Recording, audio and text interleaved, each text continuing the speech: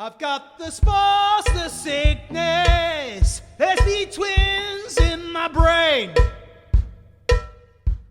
Jasper Philipsen is the first monument man of the season, although personally I still believe Stride counts as well.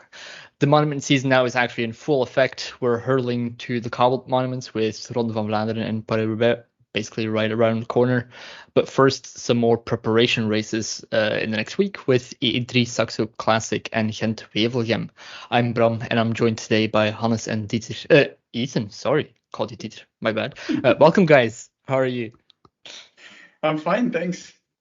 I'm good as well. I think you mistook me for Dieter because of the mustache. Yeah, the mustache. We it both really threw have me one off. now. Yeah. All right.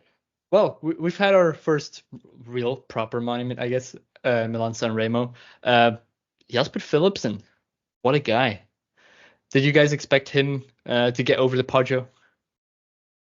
Well, yeah, Bram, I can't say yes, because in the Milano-Sanremo preview, I said it like 1,000 times that sprinters wouldn't be able to get over Poggio.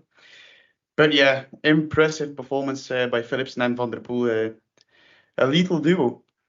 Absolutely. Yeah, as well. On my deathbed being ill last week, I was also in the same agreement that no sprinter would survive, but Philipsen proved pretty much 95% of people wrong, I think. Definitely. I mean, it was in general quite a large group that got over the Poggio. Well, also because Mathieu van der Poel just chased down anything that tried to escape. Some insane attacks from Pogacar. I think having 2 attacks on the Poggio is, I don't recall seeing that. Having a rider do a double attack, it's pretty insane. I don't know where he gets it. But there is something to be said about the UAE's tactics. They do seem to have mucked it up a little bit. Where do you think they went wrong, Hannes? Yeah, UAE ruined their own plan, and by doing that, they ruined my plan and my preview as well. Where did it go wrong? I think they upped the pace really early in the race, maybe too early on the Trecapi. Maybe they should have waited for Cipressa, as always. They've done that the last couple of years, but now they were at the foot of Cipressa, and I think it was already Wellens who hit the front, and then Pogacar said, "No, Tim, I need you at Poggio." And that ruined the Cipressa ascent, making sure that Philipsen wasn't fatigued at all at the foot of Poggio. That was the big problem, I think. I think it was also really odd that, first of all, they didn't put any people on the chase, which is according to their plan, because they actually didn't. Well, they wanted to break pretty close, or they actually wanted the gap to the break to go out further, so they can make it a really hard final.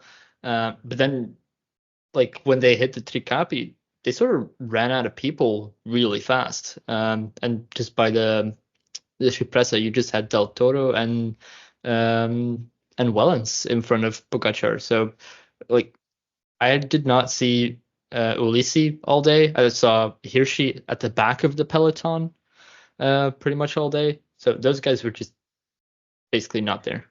No, exactly. I'd also written down Nils Pollitt with a question mark. I think he should have fit in this team quite well. He has a really big engine, and I think he's a type of rider they lacked in the final.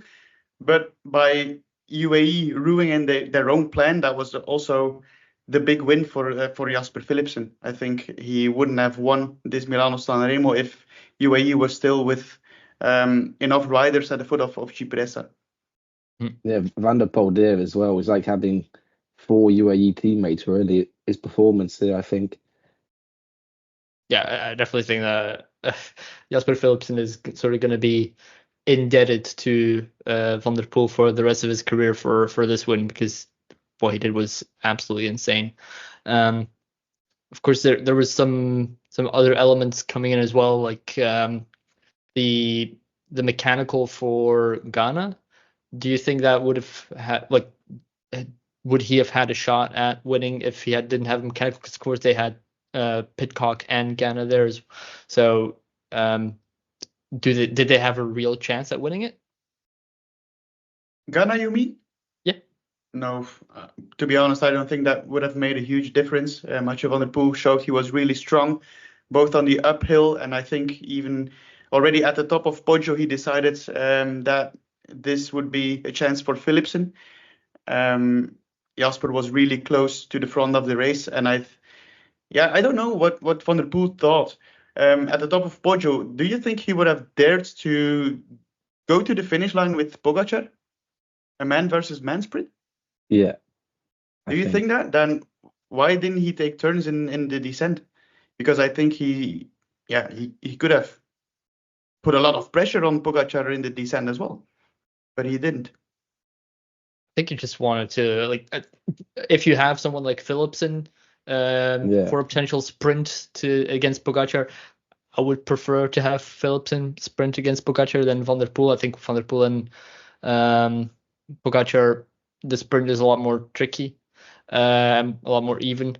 Although I do think Van der Poel will probably win it. But honestly, after 280 kilometers, who the hell knows? That's what I thought as well. But yeah, Pogacar, he did 2 of that insane attacks, and then his sprint was really strong as well. So don't underestimate the guy. I just want to say that in the way I see it, Van der Poel had already decided on top of Poggio that he would work for Philipsen for the remaining of the race. And that's why I think Ghana wouldn't have had a chance. It was also positive as well. You see guys like Pidcock for his future chance in future Milan-Sanremo races. I think he will definitely probably win one, you know. He's descending there. Oof. He closed that gap pretty quickly. You just see it on the TV and all of a sudden he was there behind Pogacar. It's stupid. I know one thing for sure, that's Tadej Pogacar will return to Sanremo until he has won that race. And he said it pretty nice afterwards as well. He said, with the team, we changed this race the last couple of years, and that's true. They really changed the way Milan-Sanremo has been ridden. For sure. In the preview, you guys were pretty clear, and also agree with you. I did not expect sprinters to get over the Poggio, but I don't know if this is now going to be a trend, or if, maybe UAE actually does their tactics successfully next year, and then Pogacar gets it next year. But who the hell knows? Yeah, I think we can already conclude that UAE will wait for Cipressa for sure next year. But we should also say that Jasper Philipsen is no ordinary sprinter. He's more than that. I think I also mentioned that if one sprinter would survive, it would have been him. But also guys like Olaf Kooi, he was in the second group as well, so was a strong performance. But the conditions were good. The wind direction was good, so the race simply wasn't hard enough for the more climber types. Guys like Matthews as well, they're also still underrated for that as well, because him to get second there and nearly win it on a bike throw is... What do you think of Michael Matthews and him not closing the door in the sprint? Do you think that shows he's a real gentleman, or do you think that's too soft? He used to be like that. Yeah, I think his DSs and his sponsors probably would have wanted him to close the door, and there must be a part of him that retroactively thought that he wishes he did, but it just shows the type of guy he is. He wants to win it fair and square. Honestly, massive respect for that. I don't know if I would have done the same. I have a lot of respect for that action as well, but as you say, I wouldn't have done it, I think. I know myself, but imagine Michael Matthews in 5 or 10 years, not having won Milan-Sanremo, and then you think of that moment again. I don't know. Yeah, I wouldn't have done it. Massive credits to him for doing it. I hope he doesn't regret it. All right. Sort of tying it to the rest of this episode, where we're going to preview some Belgian Classics races. What did we learn about Mathieu van der Poel's shape in Milan-Sanremo? Of course, his first race of the season. How does this?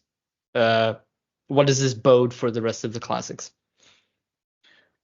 I didn't really learn anything about the shape of Mathieu van der Poel. He just confirmed my thoughts that he's already in great shape.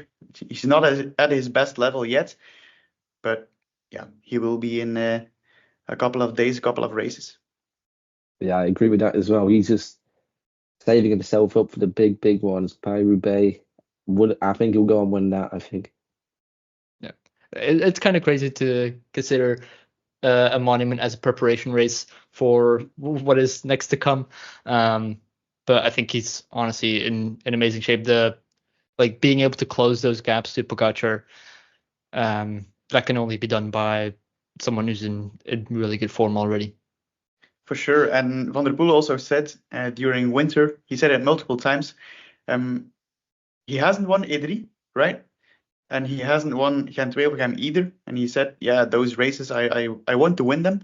I want to add them to my palmarès. He's just, filling up the gaps. And yeah, when Van der Poel, Van Aert, Pogacar, Evenepoel, when those guys really have their eyes on a race, it's not normal. So prepare for a big storm. It's like Thanos collecting the Infinity Stones with just all of his races. Well, at E3, Van der Poel will meet Van Aert for the first time on the road this season. What are our expectations for that? Do you think Van der Poel is just going to collect his Infinity Stone and win E3? Or is the Van Aert, who's just coming back from altitude, going to be able to put up a fight? Well, Like that. Ooh. The way I see it, Wout van Aert is returning from the mountain on Wednesday, I think.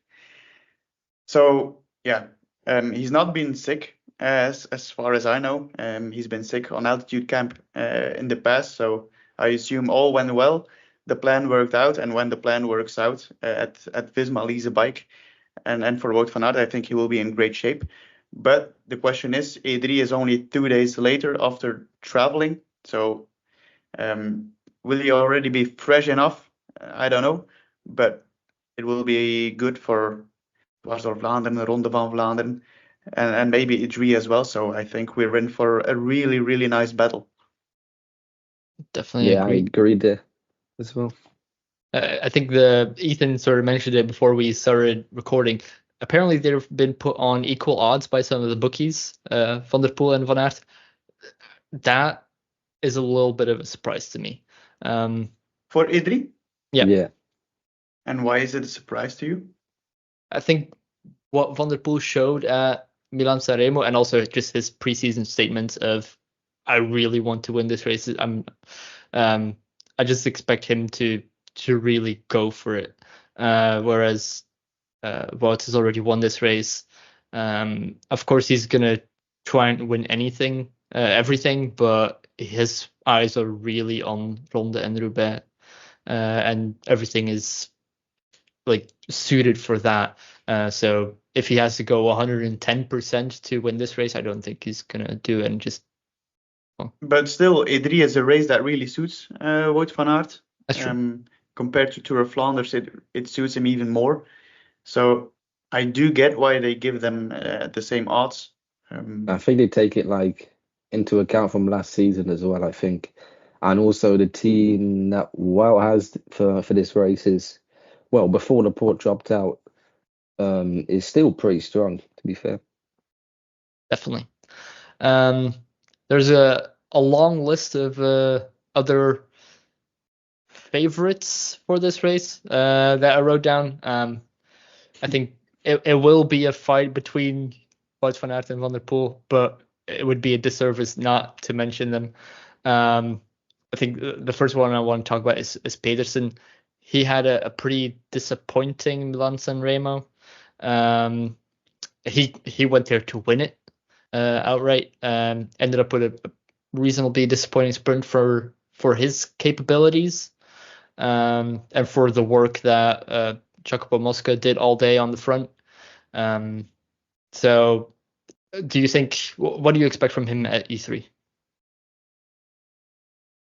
Maybe Ethan. I think he should be better than Milan-Sanremo for sure, yeah. But I won't say he'll win, to be fair, though.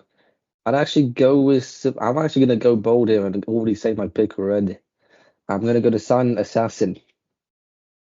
Dylan Van Baarle. I just smell some Visma Lease bike tactics and just he goes from far. That's a A nice bit, mention, but a bit of I'll a bit of rain and boom. I'll answer Bram's question first. Yeah. I think Lidl-Trek had the best team at Milan-Sanremo. That will really give them confidence. Pedersen Stuyven, really good duo. Pedersen did have the kick at the end in the sprint, which was pretty surprising in my opinion. After a long race, Pedersen usually is one of the stronger riders left in the race. But I don't think he shouldn't worry too much going to Ederi and Tour of Flanders. Same story as for Wout van Aert. I think Ederi suits him a little better. So I expect him to be in the mix. And then to answer Ethan's prediction, I was going to say it's really interesting to predict how Team Visma Lease bike will tackle this race, because it gives a nice indication how they will probably do it at Tour of Flanders as well. Wout van Aert is the big rival of Mathieu van der Poel, but of course there's some huge riders beside him at Visma Lease bike. Van Baarle is on the list for Ederi. I see Tratnik as well, Jurgensen, Benoot, and then you have the loyal Domestique Affini. But the question is, if Van Baarle attacks, Jurgensen attacks, is Van der Poel going to react to those guys as well? And can he react like 10 times if it's necessary? So that's an interesting dynamic. I'm eager to see. I think it's just going to be an overload of attacks, and I think eventually one of them will stick. I think if, for example, a Van Baarle goes, someone like Kragh Andersen has to respond to that, and sort of Van der Poel only reacts to Van Aert. But that, like, the Alpecin-Deceuninck team isn't a weak team. You have a Gogol, Kragh Andersen. Those are guys who should be able to respond on some of the attacks. But of course, Visma Lease bike can overwhelm if they really play out the numbers. The way I see it, Visma Lease bike will want to isolate Van der Poel. If they are like with 4 of them in a front group, Van der Poel is alone. That's a perfect scenario for them. And I think Van der Poel, he wants the opposite. I think he's better in a man-to-man fight against Wout van Aert, especially at Tour of Flanders. So that's more interesting for him. But is he strong enough to drop all the others of Visma Lease bike? Probably yes. But I mean, he's strong enough to drop, I think, all but one, and then those two are very equal. So if there is a situation where it's 4-1, Mathieu should just attack out of that group and see if Wout sticks and who else. True. Well, you've seen my list of the shadow favorites I want to talk about. Is there anyone that specifically you guys want to talk about? Maybe Hannes? I'm intrigued by Alberto Bettiol. I'm not, maybe intrigued is the wrong word. I'm a little scared even. The way he was riding at Poggio, that looked so easy. And I said it in the preview as well. He's a big enigma for me. I don't know what to think of him. All of a sudden he's there in the best shape ever maybe. But all of a sudden it could be the end for him as well. So he's a mystery to me. What do you guys think of Alberto Bettiol? A mystery as well. He could just have a really good race or just go completely off the hook. But overall, he's had a really strong season already. Yeah, he's been insane, really, I think. A lot of good results. So I just think he sort of stepped up a level, which for a 30-year-old rider is a little bit rare. But it happens.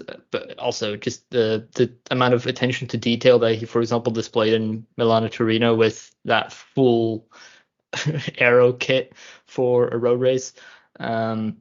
It just shows that he's really thinking about, okay, I want to win more stuff. He means business. So that's also why I put him on the list. I think you can't let him ride. Nope. Same story for Tim Wellens. You can't let him ride either. Besides Tadej Pogacar, he's having, I think, the best Classics campaign so far in his career. And now Tadej Pogacar won't be there for E3. He won't be there for Tour of Flanders. So all chances are in the hands of Tim Wellens, and I expect big things of him as well. He impressed me already multiple times. So I really hope he can take that classic win. He deserves it. Yeah, definitely. It's something that when we were talking about, I think last year when Wellens transferred to UAE, it was like, okay, so he's transferring to be a domestique for Pogacar in the classics. But now that we see Pogacar skipping most of the classics, Tim Wellens gets his shot at leadership at UAE with a very strong team behind him as well. It's kind of a dream scenario for him, and you're right, he is having an amazing form already. So yeah, definitely don't let that go right away. I want to say another one as well here. I want to say Lascano as well. Dieter always is like brainwashing me nearly with this guy, yeah, but him or Rasmus Tiller, they genuinely have a chance. Tiller specifically as well, because there's no Warren Schold or Christoph racing in E3 for UNOX. So everyone's going to be all in for him. He could be one to watch, I think. Have you been impressed by Rasmus Tiller so far, Ethan? His results this season have not been very good, to be fair, but obviously you'd want him to peak more in the bigger classics. Yeah, I expected a little more of Tiller so far, but curious to see how it evolves. Another name I would like to mention is Arnaud Delis. Lotto Destiny is really on a roll. It's a pity Yves isn't here. But Arnaud Delis, I've been on the roller coaster hype all season. I was hyped for Omloop at Nieuwsblad. I really thought he had a big chance of winning it. He was also pretty strong in that race. But then the trouble began. He crashed at Les Amis, had some bad wounds, DNF'd in Paris-Nice, then rescheduled his Classics campaign, and now it's time to hit. It's time for that big win. And I think if he doesn't win a big race in the next couple of 2 or 3 weeks, he will be really disappointed. So it's time to shine, I don't know. Definitely. He did crash in the last 2 races that he rode. He also had a smaller tumble in Breda Classic early on in the race. But well, he did also show some pretty insane echelon skills there by jumping over from Group 2 to Group 1. You made a beautiful reel of that, Bram, didn't you? Yeah. Go check it out on our Instagram page. Oh, lovely plug. Please continue. To be fair, it was not a necessary move for him to do that, because 5 minutes later that group just came back. But it made for some good television, which we always appreciate, and good Instagram content. As well, yeah. I want to say back to the leader. I think it's a bit unfair, some of the expectations and pressure that he has surrounding him, in my opinion. Because you see a lot of expectation for such a young guy, and it seems to be a bit getting to him a bit in some of these things. Yeah, but he created them a little himself as well. He said before Omloop at Nieuwsblad, I've never been better. I really want to win Omloop. I will be in my best shape. So then you create expectations, but I get it. There was a lot of pressure on his shoulder, and I think, what happened at Les Amis, he cracked a little. Yeah, that was very public. His criticism on the team as well. We're not going to repeat those words. I think with him as well, like, he's a young Belgian guy excelling at the classics. There's going to be pressure on him regardless of what he says. That's just Belgian cycling. It's how it works. Sadly, we're probably also a little bit of guilty party on that. But we do have big expectations of Dilly in the classics. And then one name, it's not a favorite for this race, although he's welcome to surprises.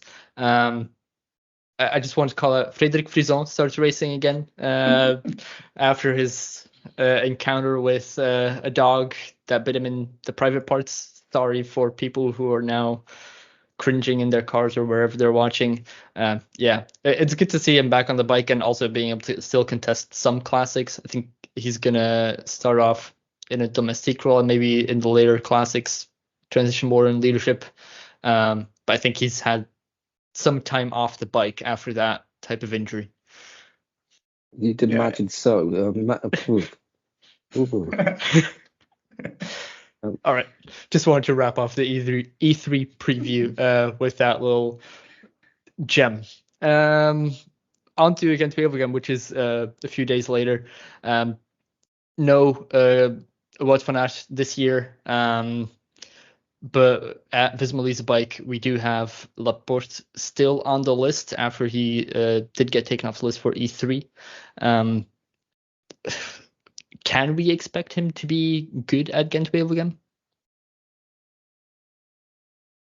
I'm afraid I need to say no. He was sick at the morning of Milano-Sanremo. I read he couldn't eat that morning. He couldn't eat during the race, so it was pretty normal. If you can't eat that, you be dropped so early in the race. But he skips E3 as well. But Gent-Wevelgem is only 2 days later, so yeah, I don't know. The way I feel right now, I don't think he will be on his very best. Yeah. All right. I think that's very fair. You do have Alpecin-Deceuninck. The Wonder Team starts again with Mathieu van der Poel and Philipsen. You also mentioned before that Van der Poel has mentioned Gent-Wevelgem is a race that is missing from his Palmares. He's trying to fill those gaps. You feel the team is going to go for him, or this is also a really a race suited for Philipsen? Yeah, the best cards are in their hands, I think. I expect a big attack on the final ascent of Camelberg, as always. And then there will probably a small group going to Yper and maybe to the line in Wevelgem, but I expect Philipsen actually to be part of that as well. But imagine, we have like maybe 10 riders, 10, 15 riders in that front group. Philipsen and Van der Poel are both in there. I expect everyone to look at Jasper Philipsen because, he's probably the fastest at the end. But what will happen if Mathieu van der Poel launches an attack with like 4 kilometers to go? Everyone close the gap? Philipsen? Do you close the gap and drag Philipsen back? It's definitely a good call. It will happen. Yeah, that's something to really think about. I don't know who's going to chase that. No one would they? But let's be honest. Wout van Aert isn't there, so that changes everything already. So besides that, there is a Lidl-Trek. I don't know. Are both Pedersen and Philipsen on the list? Pedersen and Steven, I mean. Yes, they are. Milan. And Milan. So it will probably be up to those guys to react on a possible attack of Mathieu van der Poel, but it's not impossible that Van der Poel finishes solo when everyone thinks Philipsen will win.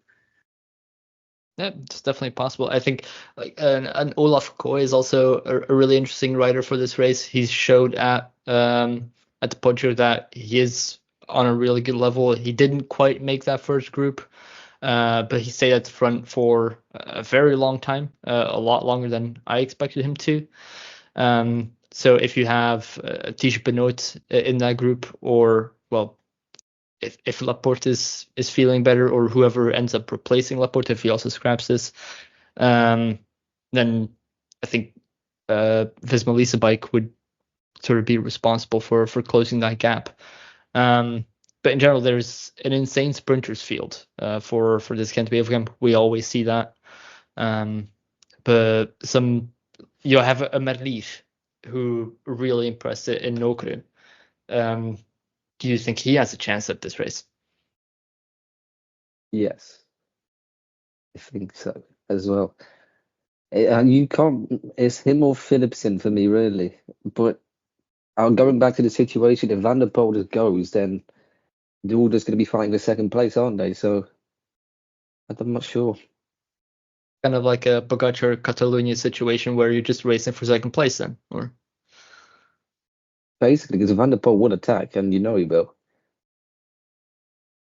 I'm a little surprised you say it's Merlier against Philipsen, because I think when attacks come on the final ascent of Camelberg, Philipsen will be there, and I even rate Kooi higher than Tim Merlier. So I think if he wants to win Gent-Wevelgem, he will probably be in a group that needs to get back after Camelberg, unless we see a really boring race.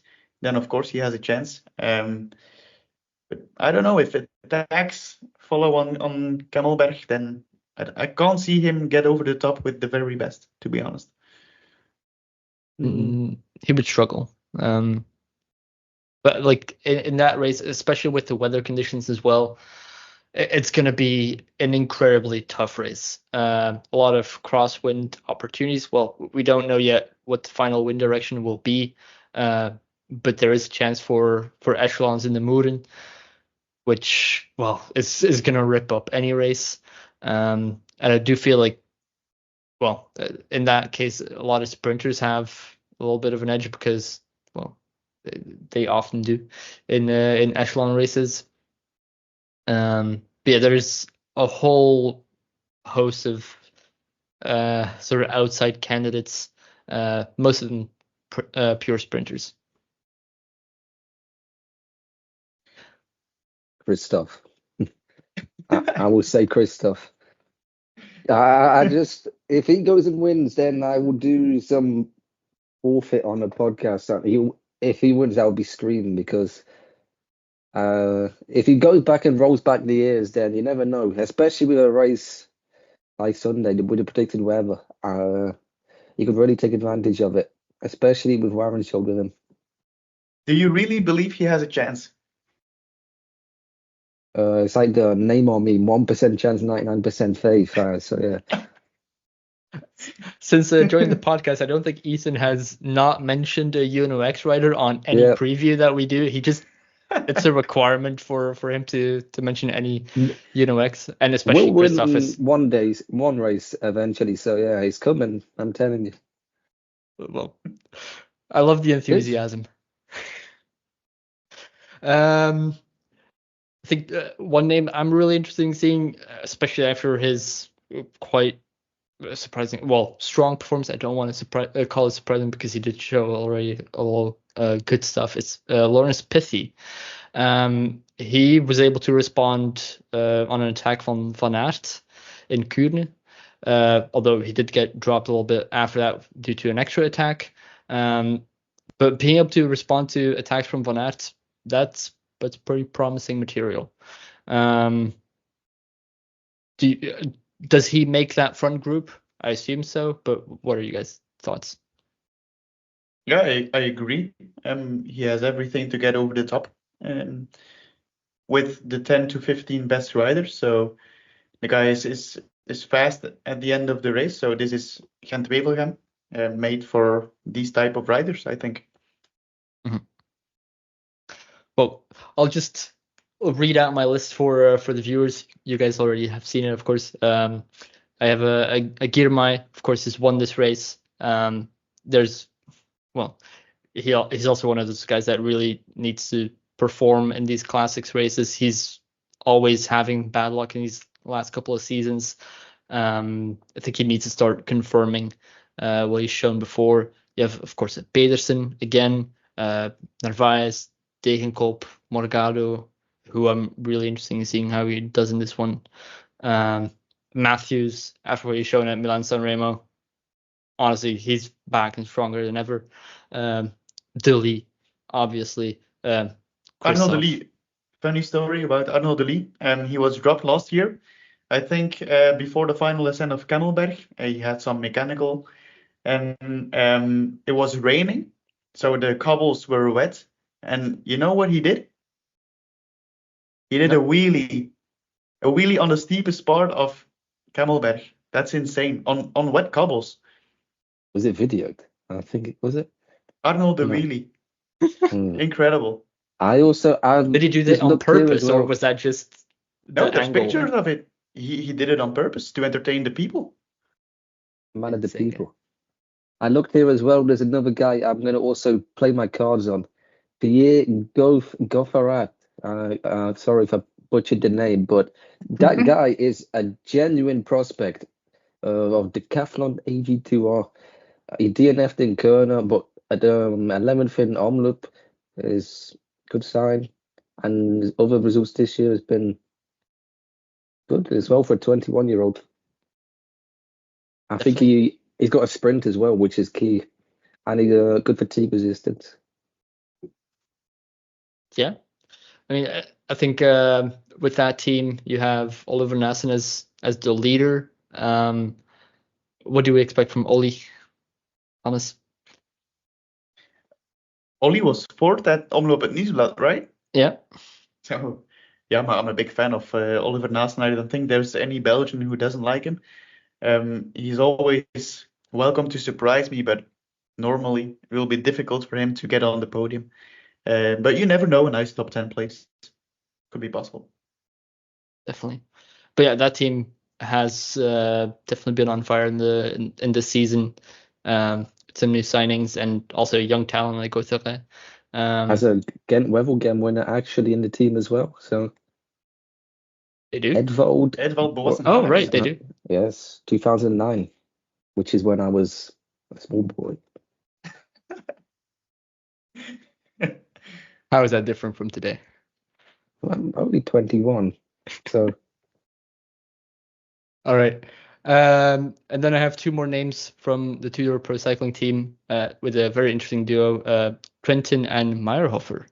I think both of those guys make the front group, but I have no idea who of the two would then be, like, who would go for the sprint, because both of them are quite fast. Trentin. I'd stick my balls on the line and say Trentin. It was pretty insane. Those guys, they were the first at the foot of Poggio. They had the first two positions. That's incredible to win that fight. So Tudor have been very, very impressive this season. There's always on the front foot is what you always want to see in a team, really. It's incredible to have a team like that just get on the Poggio the first and start pacing Poggio. It's like, if you say that in advance, oh yeah, Tudor will turn up to Poggio first, UAE will follow later. It's incredible. But I guess it's also part of that experience that Trentin brings to the team. He knows exactly when to hit the front. Any other names that you guys want to talk about for Gent-Wevelgem? I think we mentioned most of them, at least the most important ones. I have one more name to mention, and that is Mark Cavendish. He's on the lineup. Why? Do you have an explanation of why Mark Cavendish is at Gent-Wevelgem? I don't know if they have enough riders that are currently in Europe. Maybe they like some of them, and then they bring Mark Cavendish there. I saw the announcement of the Astana Kazakhstan team for Brugge de Panne, and Cavendish was not on there, which is more of a sprinter's race than Gent-Wevelgem. So, yeah, I don't know. Maybe it will change last minute, but don't think Cavendish has a chance in that classic. No, I agree. And also very surprising that he's then not on the list for Brugge de Panne. I don't know what they're doing. All right, I think that wraps up the preview for the men. We also, of course, want to talk about the women. And if we're talking about women's cycling, we have to start with SD Works Pro Time. I have one question. Kopecky or Wiebes?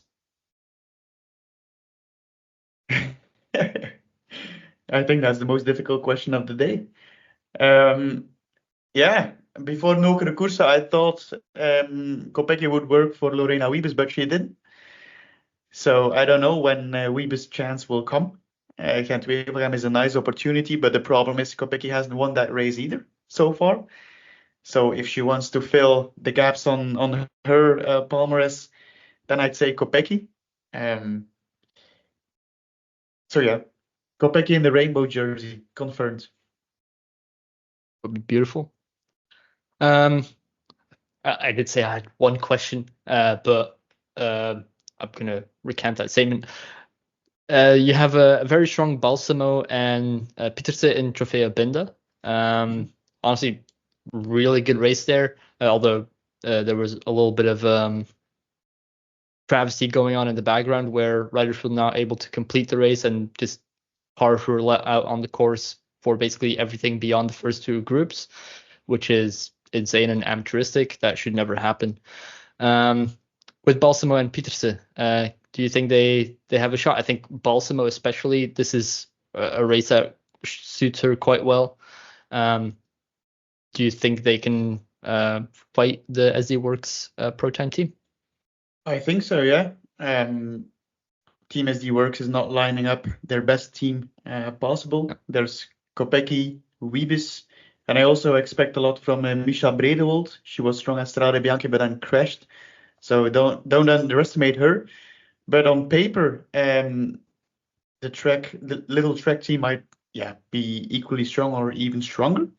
With Elisa Balsamo, Lucinda Brandt, Elisabeth Dienen, Longo Borghini, Van Adro, and Van Dijk, they could probably win the race themselves, all of the 6. So yeah, Balsamo really has a chance if a group gets to the line. But then there's Pedersen from Phoenix-Deceuninck. I don't think Gent-Wevelgem is a race that really suits her because of the long stretch after Kemmelberg and the long flat section. I don't really see how she can win the race, but she's in great form. So she will be probably among the best on Kemmelberg, but winning will be difficult, I think. Yeah, agree on that. But it's just really interesting to see, well, her develop as a road cyclist. We all know what she can do off-road, but just sort of seeing her come to the front of road racing. Like, I don't dare say that she doesn't have a shot at Gent-Wevelgem, because just I don't know what she's capable of yet, and I don't think she knows either. But talking about Pedersen, I think if we look back at Cycross season, we also have to talk about Van Empel. She's making her road debut for this season as the leader of Visma Lease bike. No Marianne Vos, the GOAT, this time. Does she have a shot at this race? Yeah, she does. Although I think she said she's more focused on the Ardennes Classics. Don't know if I recall that correctly. It's also her first classic. She doesn't really have a lot of experience of racing Flemish classics, so that's a disadvantage. But later on in the season, I think we will definitely see Van Empel at the front of big races. To get back to Pedersen, you say she has a chance, of course. Yeah, I do agree with that. She is in for a nice result, but winning, she needs to attack to go solo, probably in that final kilometers. And looking at the track team, the SD Works team is there as well. So there will probably be women to chase attacks down, and then it's really difficult. Mm-hmm. You've already mentioned it. The entire Lidl-Trek lineup is insanely strong. Honestly, probably if SD Works brings their strongest lineup, they can probably rival it. But I'm very impressed with this lineup. And 2 more riders I want to talk about is from the UAE team, Persico, and probably most one Consoni. I think she has she has the perfect build for this race out of any of the classics. That's true. She won Dwars-door-Vlaanderen, I think, last year or 2 years ago. She's really fast at the end of a tough race, and this is a race like that. But when looking at her results the past years in Gent-Wevelgem, she didn't really deliver. So I don't know what went wrong. And to be honest, if Balsamo, Wiebes, Kopecky, if they sprint, they are probably faster than Consoni, but you never know. I was going to say she has a bigger chance than Persico, but if the race is really hard, Persico might have the bigger chance. Although I can't see one of the two winning Gent-Wevelgem. No, I think that goes back to our original question on this topic. Was there one more name, Bram, you were going to mention? No, I'm all out of names. Do you have one? Yeah, I want to mention one more name from the team DSM Firmenich PostNL team. Pfeiffer Georgie. She was 5th at the Trofeo Alfredo Binda, I think. Last year, she was also pretty strong at, I think it was Brugge de Panne. Or She won it, yeah. Yeah. So this is a very similar race. She's in great shape. She's not slow. So when it's a hard race, definitely keep an eye on her.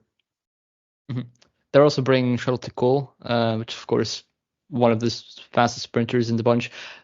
Do you think she can survive the hill zone of Gent-Wevelgem? I should suggest she works for Pfeiffer Georgie. All right. If the DSs are listening, you know what to do. I was going to close out the episode, but first I want to say congratulations, guys. You never slipped up on the name game from Visma Lease bike. Well done. I really tried paying attention to it. So well done. And that's a wrap for today's Domestique Cycling Podcast. A big thank you to our audience for tuning in. If you enjoyed the episode, consider supporting us on Ko-Fi or Twitter, X, whatever you want. And if you're on YouTube, hit subscribe and turn on the notifications. We appreciate your support and look forward to seeing you next time. Bye-bye. Bye-bye. Thank you. I've got the spots, the sickness. There's the twins in my brain.